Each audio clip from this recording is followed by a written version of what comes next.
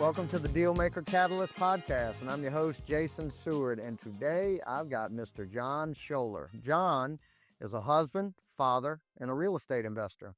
He's founded or partnered on over a dozen successful businesses over the past 20 years of being an entrepreneur. He has flipped over 400 real estate deals in total as a flipper, landlord, and lender. He also has over 1 million YouTube subscribers with over 100 million views across all platforms. He loves teaching others how to achieve financial freedom in a safe, sustainable way. What's going on, Jon? What's up, man? What's up? I appreciate the introduction. You know, what's funny? I was smiling a little bit through that because hearing that's what I dreamed to hear, 15, 20 years ago. And it's crazy that bio is for me, right? Humbly speaking, but a lot of hard work, a lot of ups and downs, but it's a lot of work there. Yeah, and I'm excited to get into it, man. And for folks who've been following along on this podcast for the first few months we've been doing it, we kind of hone in on one specific strategy or topic within the real estate world. And with you, I mean, we could have gone 5 different directions there, 10 different directions, but I recently saw you speak. It was actually the day that the first episode of this podcast released, but it was at the Dealmaker event in Richmond back in March. And you spoke kind of specifically on growing your YouTube and social media channel and kind of leveraging that in your real estate. I said, that's got to be the topic. Like, we're not going to get somebody that has had this much success with building influence and a brand on social media than you. So why not dig into that? So that's where we're going to go today. And Jon, I think before we get into all that, I mean, you're first and foremost a real estate investor. You're an entrepreneur, right? And that's where things that's where your foundation in business was built on. So give folks kind of a quick rundown of what you're into and kind of what your main lane is there in real estate. Yeah. So, I ran businesses my whole life. Started my first one when I was 20 years old. Bought and sold different things. Never bought a businesses, but I started them and either sold them or just exited them. Got bored, got distracted. I have ADHD, moved on to the next thing. It's funny because I started off flipping furniture, then flipping motorcycles. And of course, it ended up with me flipping houses in my 30s. And so joined up with my partners at AM Investments here in Charleston, West Virginia. About 8 years ago, we have flipped over 300 houses just locally to date, which is crazy to think about. Then that got me interested in private money lending because we were borrowing it. And I was like, well, wait a minute. I like being the bank too. So I started on lending deals. I've lent on well over 100 deals to date. And that's probably my main gig now is the flipping company we run here and then lending. Of course, I teach people how to do this stuff too. And then throughout all that, I started documenting my journeys, right? My wife documented her journey through CRNA school, and I was documenting my house flipping journey. And she graduated and didn't know what to film next. So we took our powers that be there, our following, and combined them. And we went on a trip. And on that vacation, we filmed it. We didn't know what to do. We posted it, and everybody said, "I love the traveling. Post more of that." We were like, "Bet, we'll do that." And during that time, we were fostering our now adopted daughter, Tiana, who turns 8 in October. We got her when she was 11 months. And we had to blur her in the first maybe year of videos because she was just a foster child then. And legally, you can't show her on screen. But after the adoption, we made the decision, and I understand that some people may feel differently about this, but to unblur, some of that was because we can pay her. And we're stacking that Roth IRA since she was 3 years old. So that will do very well for her. And the other part, blurring faces throughout an entire video is a lot of work. So pros and cons of that. But anyway, we built out the Schoeller family channel. So my wife changed her username from Rihanna Fariel to the Schoeller family after she had already built it to about 100,000. And we recently just passed 1.3 million subscribers just on that channel. And we have 2 million subscribers or followers across all social media. And we're pulling anywhere between 30 and 100 million views a month. Yeah, that's fantastic, man. A couple things I want to touch on. You mentioned your wife. She, she's a powerhouse in her own right.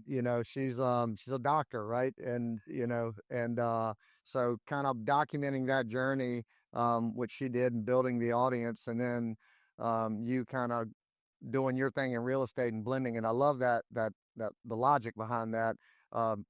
Now, I will not hold this against you. You said you're originally from Charlottesville, Virginia. That's right. Go Hokies. Okay, that's fair enough. Fair enough. But no, you're now in Charleston, West Virginia. Is that correct? Correct. Yep. Correct. Gotcha. Yep. And then you mentioned your daughter blurring the face. So this is something my wife and I have just gone back and forth on for years. And my kids are 14 and 9 now, and we made the calculated decision that we were going to publicly share their faces and what we do as a family and stuff like that. Not necessarily to like publicize our kids, but like it just, I it's an authenticity factor there when you can see the whole family and stuff like that. And we just chose to lean into it. Right, wrong, I don't know. We'll probably never know if it's the right move. I have nothing negative to say for folks that don't share their kids, and nothing, I'm not doing it any different. So Same respect here. We hear the concerns, and we see the validation in that. And if you don't want to share your kids or even yourselves online, I understand. Right? We either make the best decision for you and your family and your situation, and no two situations or families are the same. So it's hard to compare the two. But yeah, just do the best for you and your family. And then no matter which way you go, do it responsibly. So I would say this: if you're going to not allow them online or share their faces or anything like that, sometimes the abstinence from that can lead to, how about this? Have you ever heard of the kids that, never drink or smoke, and their parents didn't allow them to go to any parties until college? They get to college and it's a full blowout. Yep. Right. And they don't know how to handle it. They basically, it's like restricting yourself for so long, and then you go ham. Right. That can happen too. So just be responsible in this. And I think it's anything within moderation, and do it responsibly. That's all I'm going to say. And then from there, it's up to you. And I'm not going to judge either way. Right. And being that you've already said it, I am as well. The audience knows this. I'm extreme ADHD. So we'll kind of stop that there because we'll know for another hour there. So, but so, you mentioned you kind of went through it, how it all built, but it wasn't that easy, right? You guys, I mean, before I get into the social media stuff, I did not realize how heavy you were involved with lending. And I also, when I went to reach out to you after the Dealmaker event, I saw that we had already messaged like a year and a half ago. I didn't know that. And it was me. I guess I saw one of your reels and I reached out to you saying, "Hey, if you ever need," I'm a lender too. That's got it. Okay. And I think you responded like, "What are your terms?" And I didn't realize you were also a lender. So that's small world. But the social media side of it, when did like you got two things going on side by side. You're growing your real estate company, but you're also growing at this point it's a social media company, right? You're probably doing some brand deals, I would imagine, and stuff with that kind of audience. When did you realize that, or was it right out of the gate that the real estate is fed by the social media, the way you guys were structuring it? Yeah. So, my specific channel. So remember when we first started, she had her channel documenting San Francisco, and I had mine, Jon Schoeller, documenting the real estate side. So, I was, it was more, I started as real estate and finance. And this is one of those things, like you said at the beginning, you throw stuff at the wall and see what sticks. Yeah. And oftentimes the algorithm, for better or worse, is going to force you into a lane, right? So if you make a video on, I would do a Roth IRA video teaching people how to invest in the Roth IRA, 5 views. I would do a video on a before and after flip, 1,000 views, 100,000 views, right? Those are my most viral videos. And then I would try to do the Roth again or do something financial, sit and talking head, which I'm not great at anyway. So they just didn't get a lot of views. And so I eventually got forced into the before and afters of our flips, right? And then I would naturally, during these walkthroughs, talk about how we did it, how we raised the money, how we paid back the investor. I never once solicited. You don't have to. Right. Show the results. And eventually you would get DMs, right? Of like, "Hey, saw at the end of your video, you paid back your investor 12% on that. Tell me more," right? Keep in mind, I haven't solicited yet, so I'm good to go and I can answer that. And so this just naturally came to be of people became more and more interested. And then brand deals came on that channel. And one of my brand deals with Daniel Clayman, Rehab Valuator, right? So I still have the #1 video. If you go search Rehab Valuator tutorial on Google, my video is probably the one that's going to pop up of walking you through how to use that software. And I still get some money from Daniel to this date on affiliate fees. So thanks, Daniel. But anyway, that was that channel, and that's what brought in more deal flow, more money, and then opportunities for me to also lend on as the investor. Because some of those deals, I would say, hey, I'm actually the one lending on this specific deal. Because of course, I fund deals in our own company, and so yeah, it fueled it all the way around. And so, what's the beauty of this is like I never did it intentionally to fuel those things. I was chasing the, I just knew you could kind of see the trajectory. Everybody thinks that real estate's the best asset, and I think it is for most. But I think the number one asset in the world right now is attention. Amen. It's attention, and it's whoever's eyeballs you got, that is a direct correlation to how much money or how successful you're going to be in your endeavor. If you have the best coffee in the world, you make the best coffee in the whole world, and nobody knows about it, who you selling it to, right? And nobody's running commercials on TV anymore. I mean, sorry, there are still people, but I don't know who's watching them, right? And then everybody's buying the subscription, so they don't even have to see those ads, right? Natural content is how you reach a majority of people and also build trust.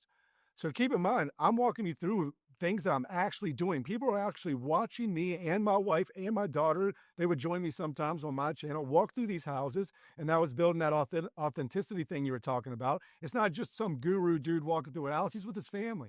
He's actually spending time doing these things. Oh, and he has another channel showing his travels. So he's actually living the lifestyle. He's showing us and teaching us, right? And so these two things built authenticity. And then naturally, people wanted to come to me. I never pitched a thing, right? I didn't have to. It would just naturally come my way. Now I did pitch the ads per the ad agreement, but I never pitched A&M. I never pitched I'm looking for deals to fund. I don't have to. These things will come your way. And now listen, if you're listening to this, thinking about starting a channel, I'll tell you, or any type of social media, I say all the time, it's not the number of followers or the number of views. It's who follows and who's viewing. If you are trying to raise money for deals in your local area or looking for deal flow in your local area, then 100,000 people following you in a different state is probably not helpful. 100,000 views internationally is not going to be helpful for what you're trying to achieve. Now, with those types of views, you're probably going to make some revenue as well, but let's be honest, you're not going to start that way. So let's dumb it down to even 1,000. If you are in Virginia looking for lots or looking for dilapidated houses, 1,000 views in California does nothing for you, right? 100 views in Richmond, Virginia does a lot for you, especially if they're real estate specific. So just document your journey. Don't worry about the views. Don't worry about the subscribers. Just document your journey, be authentic, and people will follow along naturally. Because remember, most of your following are new too. They're also new and they're following along. But that authenticity, that realism is what people are subscribing to. Yes, they're going to also subscribe to the Alex Hormozis of the world, right? Because that's interesting. Or the Grant Cardones with the private jet. That's interesting. But I promise you, if they had $1,000 to invest and say they wanted to lend it, they're going to lend it to you locally way before they throw it into a syndication with a Grant Cardone or someone like that. They throw it in with Grant Cardone because that's the only person they know. So you're competing for that attention, but they want the real person. And how awesome is it too is if you're going to lend somebody money in your local market, you can drive by that asset, right? Yep. So I always just say, look, if the ad revenue comes, if the big numbers come, cool. And if you're trying to build a social media thing, then yes, we need to focus there. But 99% of you need a social media following or should have a social media following to grow your brand or business. Yeah. So that means which eyes are watching you, not how many. Yeah. And I so at a smaller scale, can share like my testament to that is, we're a local lending company. We lend in Virginia and North Carolina, right? And we have some sprinkled across other states, but primarily 80% of what we do is Virginia and North Carolina. Our business page, across all the platforms, we might have 3,500 followers, something like that. They're all in those markets, like there, and we get the bulk of our business is coming through social media right now, and it's not a big following. There's not a lot going on there, but it's all local. And we have we don't manage that ourselves. We have a third party company that manages that. Just works for us. They curate everything. But what's funny is my personal page, which I share all the stuff that they're posting. I don't know, I probably have 8,000 followers myself. I don't try, like, it's not a proactive thing that I'm doing. My highest viewed reels were all me sharing videos of my kids out in the woods hunting with me. Had nothing to do with real estate. My my son, it was one reel where he's just watching a deer go by a tree stand, and it got 2 million views. I love it. And right, and it just hit whatever it did, but like that's not doing anything with real estate. But it is getting some eyes that might see some of my 608B Capital content that might steer them there locally, hopefully. So Exactly. But so let's say you get excited about that reel, the deer crossing, and you're like, oh, that's the content. This is one of those examples of letting the algorithm force your niche.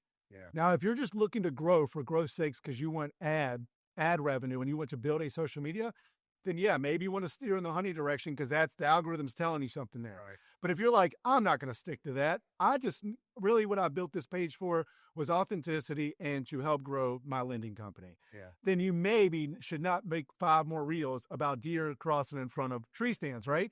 So that's where a lot of people get tricked. They get the views and then they go, oh, well, this is the direct, then they get sidetracked, yep. right? Then they start chasing the views. But you know, as well as I do, is you posted 8 more videos like that, they're not going to get that amount of views, Right. right? It's the algorithm and it's by luck. I always tell people, I hope you do not go viral in the first month of posting. It's good from a confidence standpoint, but it's really, really bad from a realistic standpoint. Because if you go viral in your first reel, where's your bar at? Yeah. Super high, Yeah, right? So yeah. yeah, and then next 10, 20, 30, maybe 100 reels, you're only getting 100 views, 200 views. You feel like a failure. I'd rather you post your first reel, get 1 view. Second reel, get 3 views. Right? I like to see a slow trajectory and then a big bump here and there for like a little motivation. But I don't want you. It's like if you're new to flipping or new to lending. We could use either one. New to flipping, and you do your first flip, and you make $100,000 net on your first flip. Being in the flipping world, we know that's not a realistic number. Right? And now maybe if you're flipping in California, but you know what I mean.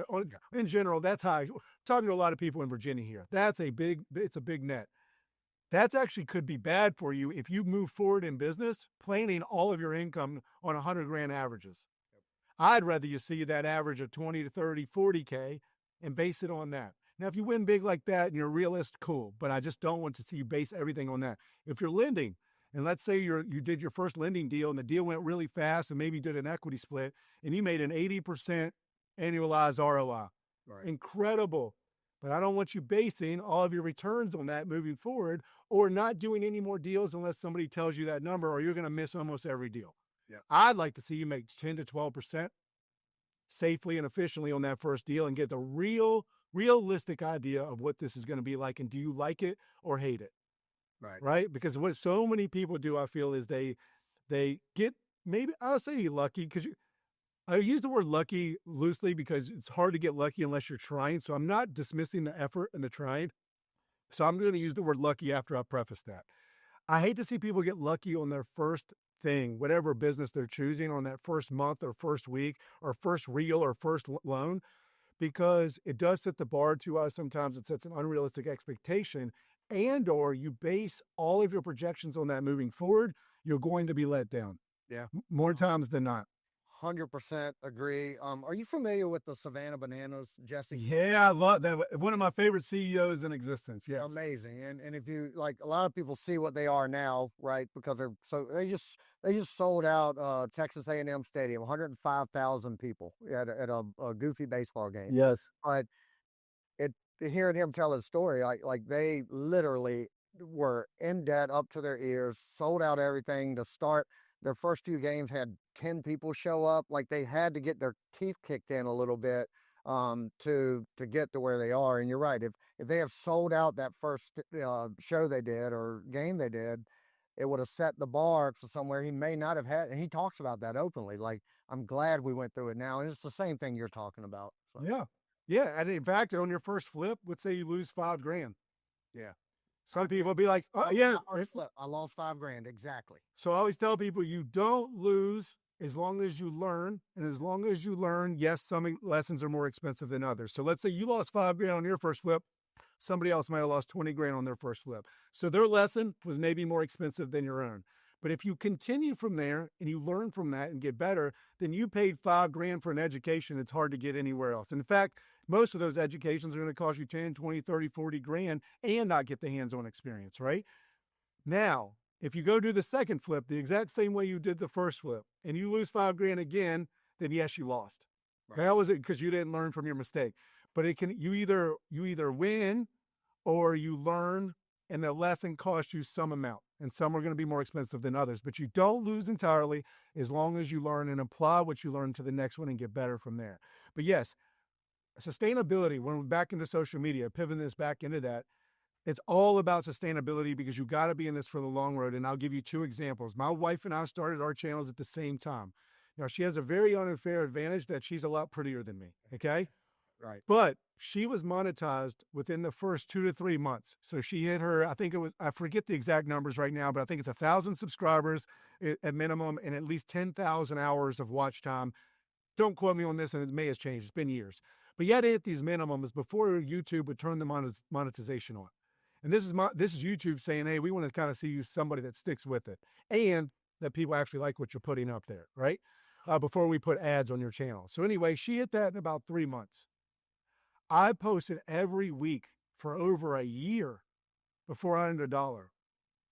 Right. Every week for over a year before I earned $1. Now, there was some other results coming from that because, again, I was gaining either lenders or refining deal flow from that, and I was learning a ton, right? But that was two same people, same state, right? 2 different niches. But in nursing is more popular, so there's things to consider here. But I wanted to give you an example. Both started at the same time, 3 months monetized. Now, here's one you guys may know, Mr. Beast.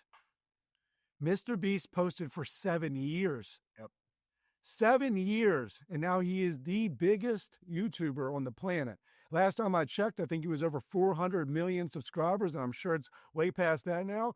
He makes more per video than some of the biggest companies you know, okay?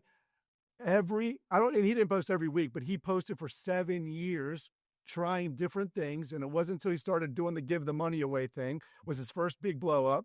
And then that worked for him. And now he's got like 10 channels across 20 different languages and teams and all these things, but it's consistency. So if you can't do it sustainably, or you have really high expectations and then give out after 3 months because you're comparing yourself to others or maybe what you did in the first week, you're going to burn out. So when I say if you're going to go down this journey, figure out how to do this sustainably. And really, this could be applied to any business. So what I say is set a specific day and time and hold yourself accountable to post each week. I don't care if it's good, bad, done, edited, you didn't like the way your hair looked, none of this matters. In the first 3 months, and I would argue first year, but I'll say the first 3 months, you're trying to prove to yourself, not others, yourself, regardless of view count and subscriber and how well they do, can you post consistently? Because here's the thing. If you post for 3 months and every single post is you like just being forced to post and you hate it and you miss a week and you're late and your channel's blowing up, it doesn't matter. You're most likely quit or be miserable at month 6, no matter what you're making or the deal flow that's coming your way.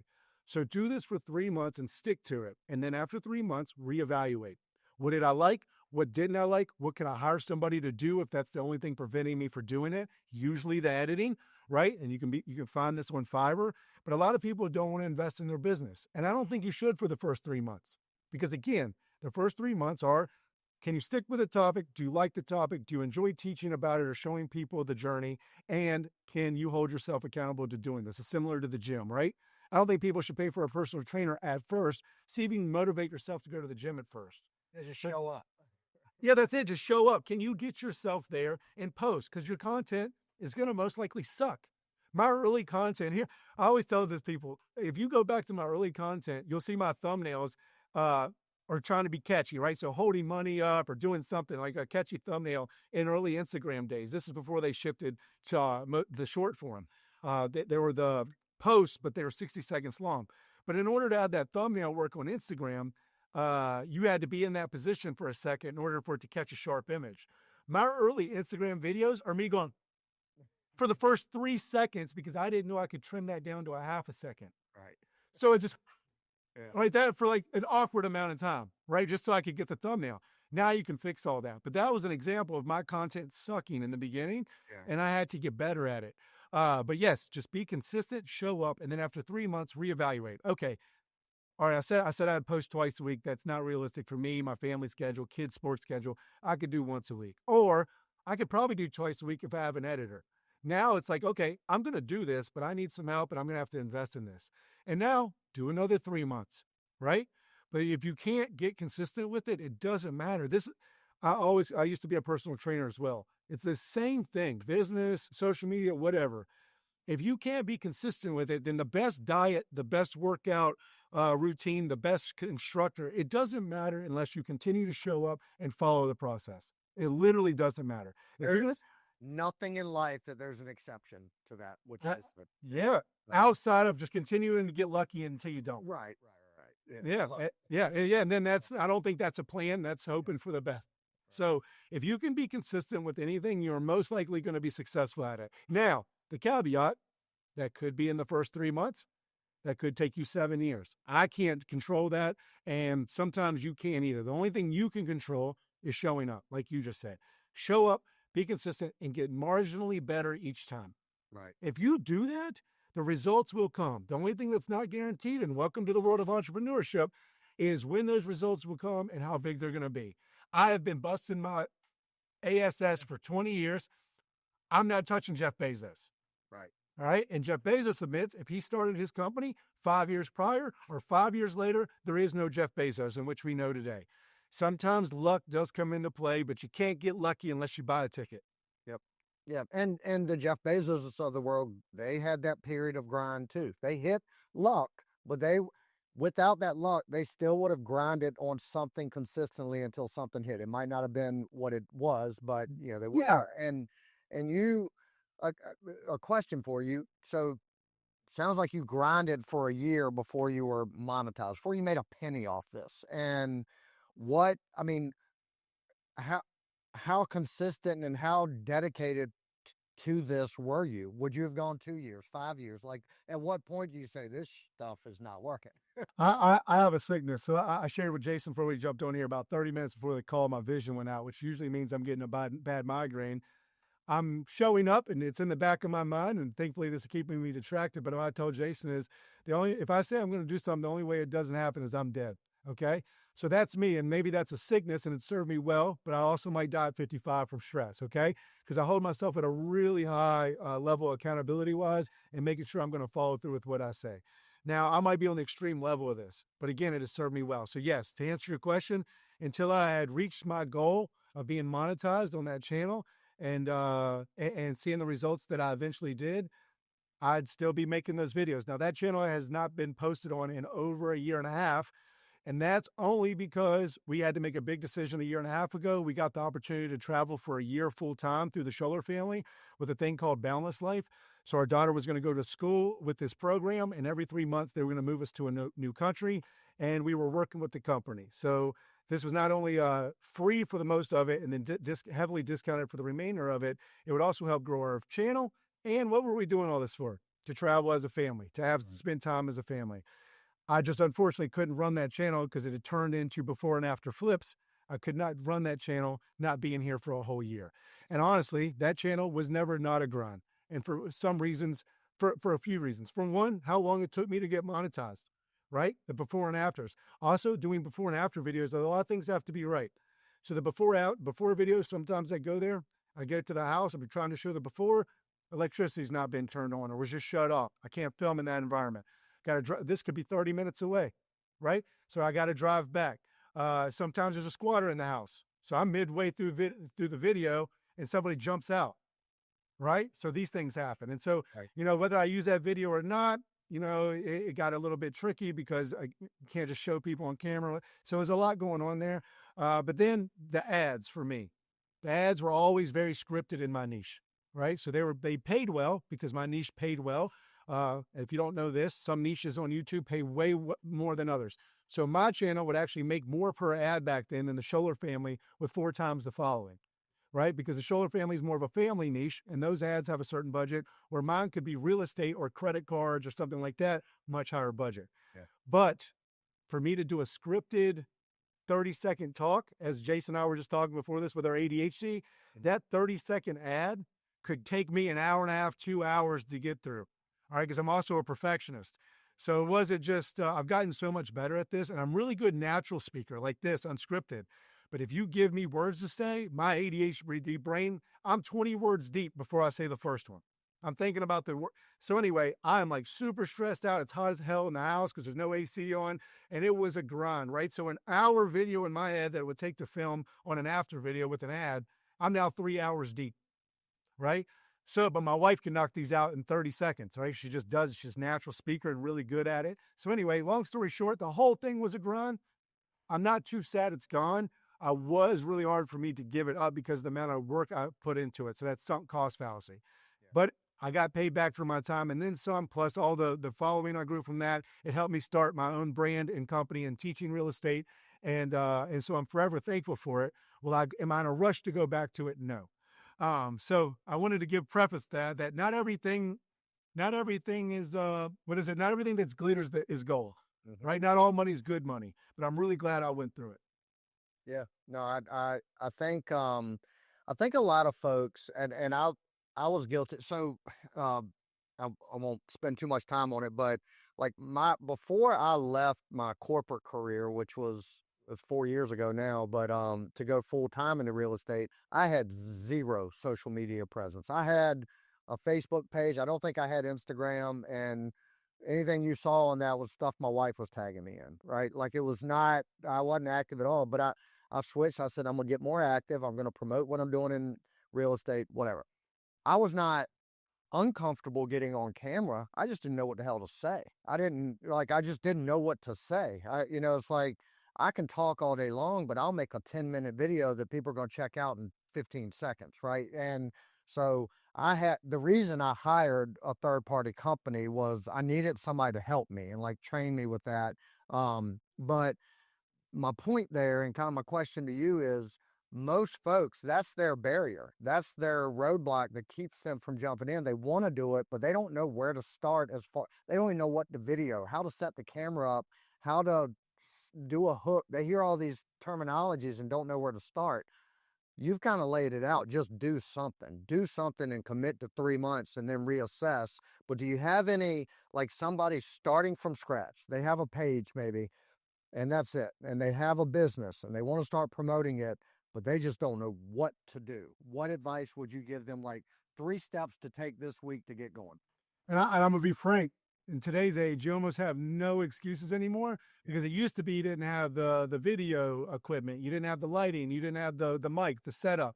All this is so attainable. In fact, 99.9% of people listening to this, you have a $2,000 plus camera in your pocket that does super well with, yeah, it is, does super well with low lighting. Switch that thing onto 4K. It's a one setting in your settings. Switch that thing to 4K, put it on front facing camera, put it on 916 or whatever it's called on iPhone. So up and down is what most people are, vertical, and start with short form. You don't need to go down the YouTube route yet. If you want to build a social media following, sure, start there, because that is probably your biggest basis for building a huge social media brand. But let's just talk business as we are here and getting eyes on your business.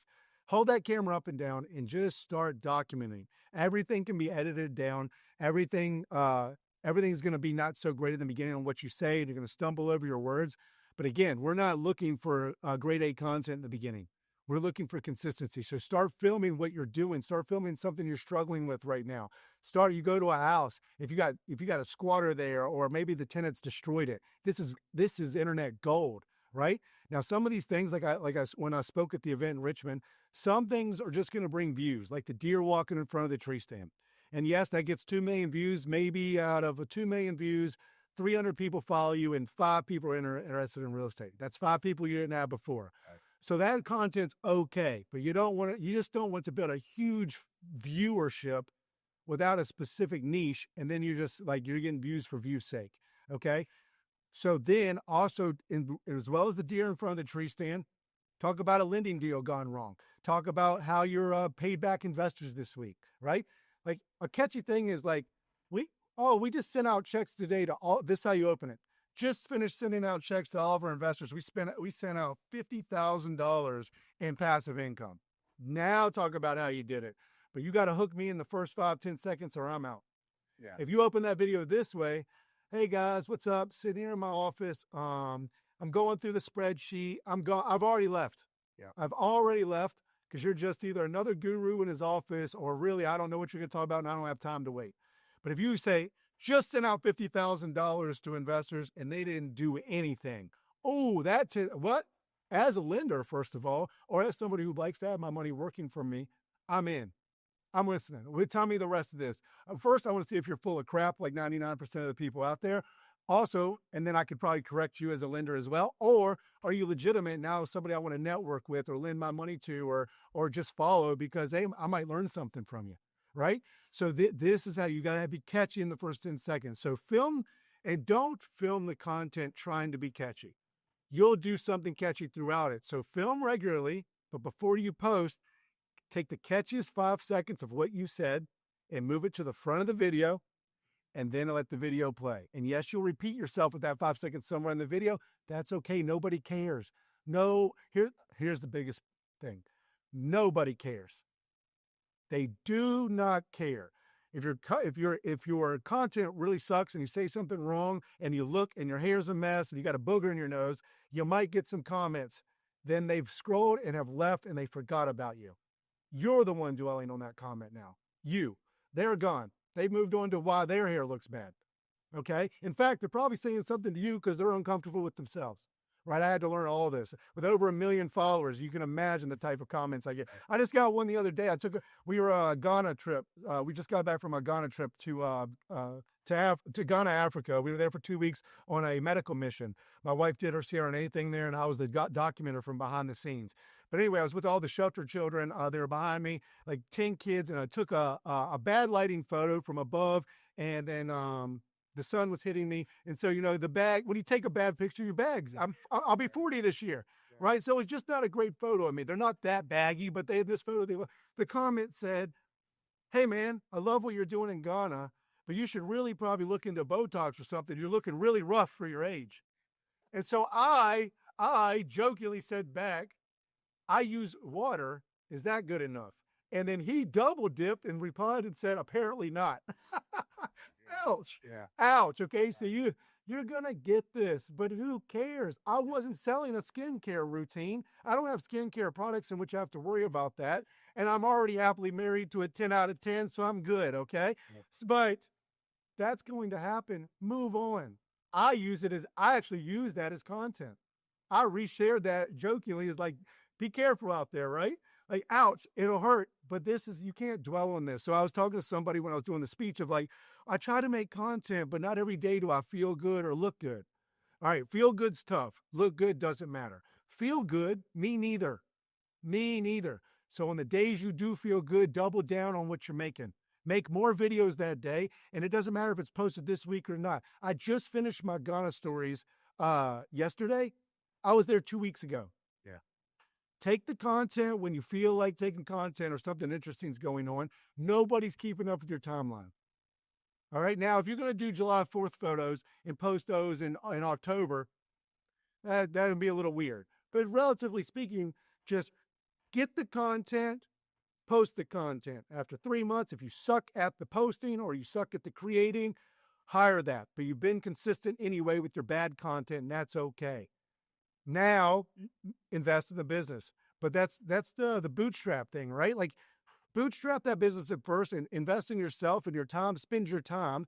But I don't want you going out and hiring somebody on an $80,000 salary to create content for you if you're going to stop sending them content in 3 weeks because you're not making it. Because unless you're going to do a faceless page, you're kind of that's kind of wasting your time. But hold your phone up. Film yourself. It's going to suck. Say what you need to say, but document. Here's the thing that people aren't thinking about. People don't want perfect content anymore. That ship sailed. They want Jason stumbling over his words or tripping while he's making the video and saying, Jesus, I just almost tripped over my own foot. And then finishing what he's saying because that's real. Yeah. Or Jason sitting in his car being like, man, I love lending. Don't get me wrong. I love it. But sometimes, the borrowers, man, they drive me crazy or something like that. Or this can be really stressful at times because I hold myself at such a high standard. and I want to make it right by everybody, but I just can't get to everybody all the time. Just talk about what you're struggling with, and that also is authentic. Yeah. But if you just talk about checks and cashing checks and all your wins all the time, and all you do is win, these some of you flippers out there, some of you lenders, that's cool, but people are kind of seeing through that now, right? Authenticity, man, it is what you're talking about. Yeah. This will come out in several weeks, but I interviewed on my other podcast a musician recently that a lot of people would know, but he, he was talking about over like Christmas, the past holiday. He was at home and him and his wife were talking. Their boys they got two sons, they're like 19 and 24, and he was like, I want to start just I want to get something documented and like archived for them to watch when I'm gone, or my grandkids to watch. So he starts filming, just sets the phone up. He explained it to me. He's got like a little piece of wood that's on a table, but Not even a tripod. he has, and he just sets it up, and he started recording videos of him just talking about philosophy and mindset and stuff like that. And his wife was like, "You should start cutting these up and putting them into reels." So he started doing it, and he started in January, and he's got millions of views and like 100,000 followers already on Facebook, I think. But the point is, it's nothing highly produced. It's goofy looking, like it's just him sitting in a chair, but it resonates because it's real, and he's talking about real things with no intent to try to grow something. I just thought that was a good testimony. Gary V, most of you know Gary V. He's been teaching this stuff forever, and he's got good guesses and bad guesses. He guesses a lot, and sometimes he's right. But one of his guesses was he thinks that a big social media movement will be just setting up cameras in your house and letting people watch. Now, that's teach their own. But there's a guy that's proved this. He does his morning routine. He just sets the camera up in his living room, all right? The living room's a pretty good spot. So bedroom's a little private, bathroom's obviously private, but a living room, most people are cool with that, especially if you know you're going to be on camera. You're probably decently dressed. He doesn't address the camera. He just gets ready. He just walks around, watches TV. Millions of people just watch whatever he's doing in his living room. Content doesn't have to be cutting edge or the most well-produced thing. It just has to be consistent and interesting to whomever is viewing that. Your job is to get in front of the people who are interested in your content and then be consistent. And that is it. People are overthinking this. I overthought it. I still do from time to time. I still don't post things because I thought, I shouldn't have messed that word up, right? People just don't care. And here's the thing, again, if you're wrong or something's messed up, that's going to get comments. Now, you don't want to just go rage baiting and be wrong on purpose to get comments. But if you slip up, your hair's a mess, a booger in your nose, whatever, and that gets comments, that gets engagement for the next people that follow your stuff, right? So that's fine. Let that roll. Sometimes the more controversial, the better. I just don't like the edge. I just don't like the angle being controversial on purpose. And rage baiting on purpose. If you want to go that route, teach their own. That's exhausting to me. I don't want to spend my life arguing, but that's another route you can go. But just do that and be consistent. I promise you're going to see results. And then just don't set an expectation to yourself of like, if I don't make $5,000 in the first 3 months, I quit. That's not how business works. That's not how bad. I wish if you're going down this road, understand that if you want guaranteed pay, you need to be a W-2.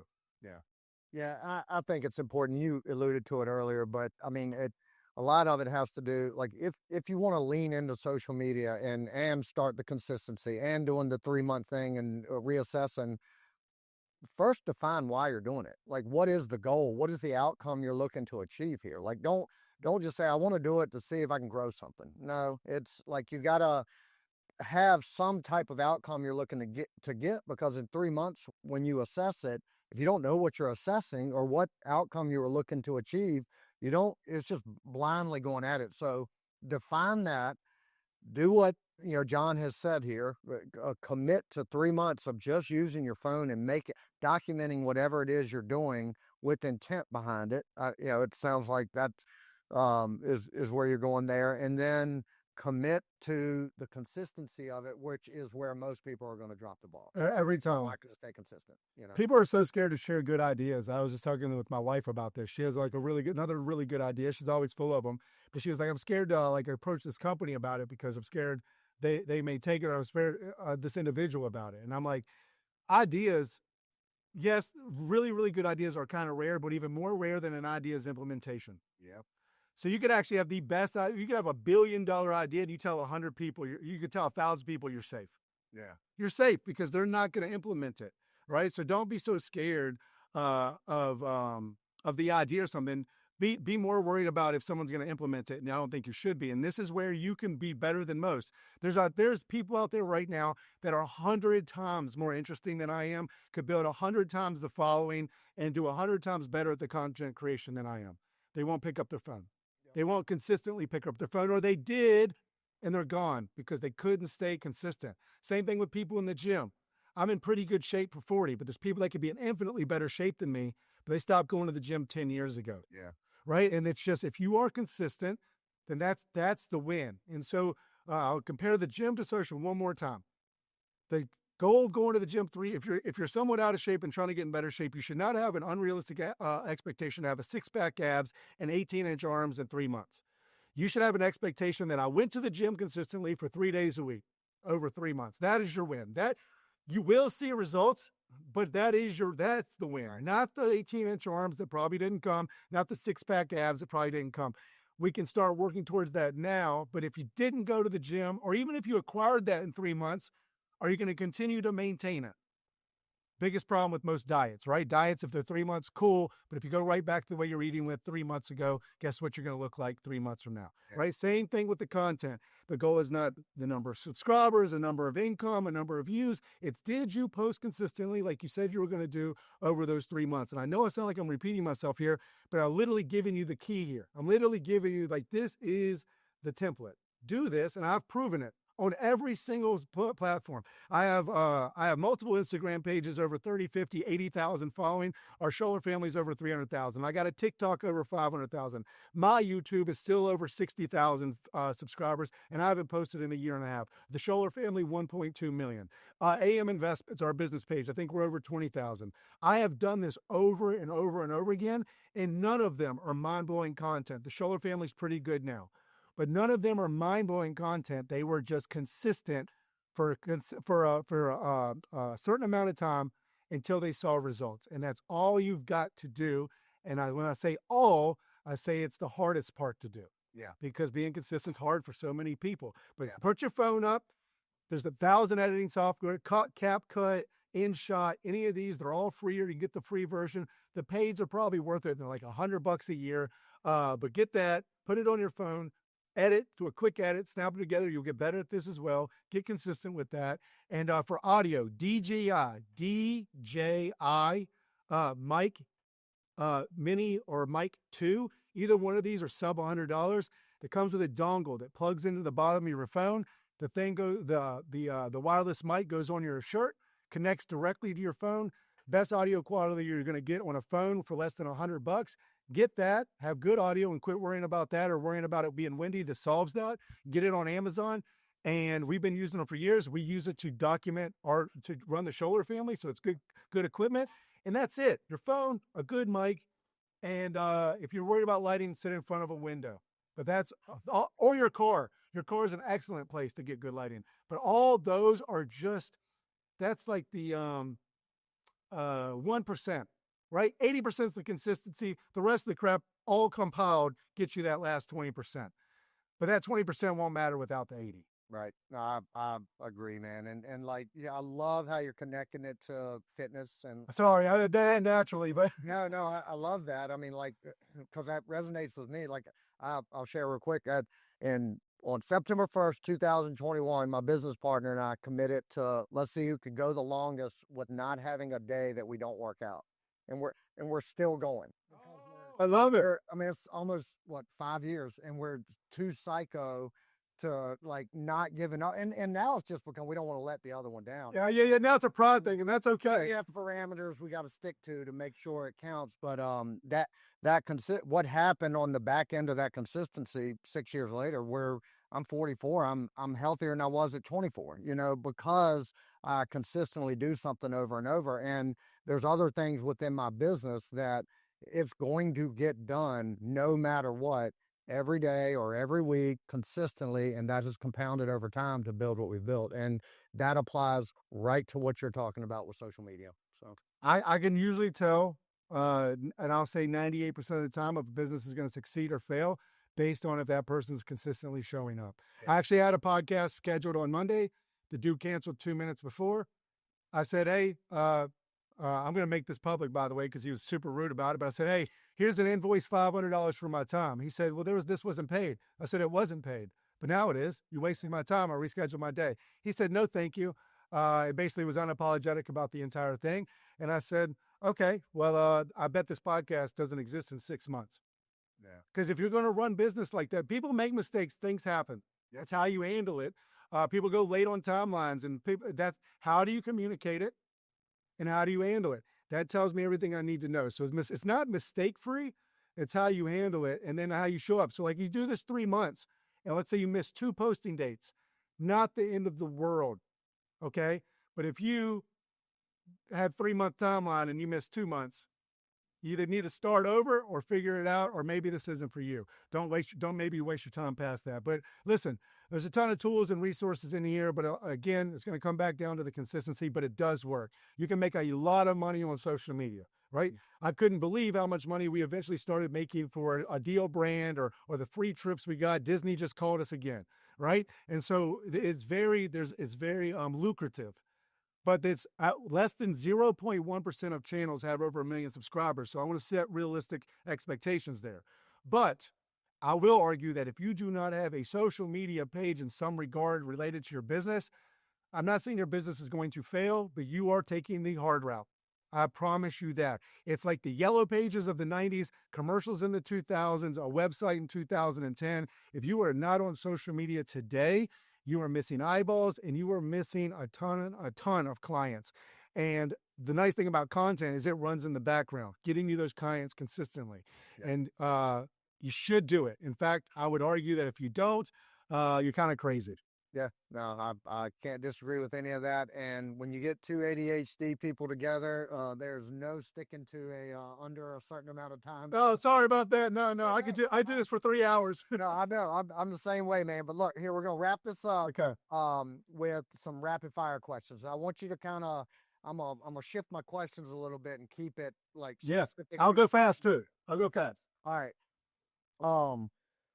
When you started the social media stuff, what's a belief that you held early in the journey that later turned out to be dangerously wrong?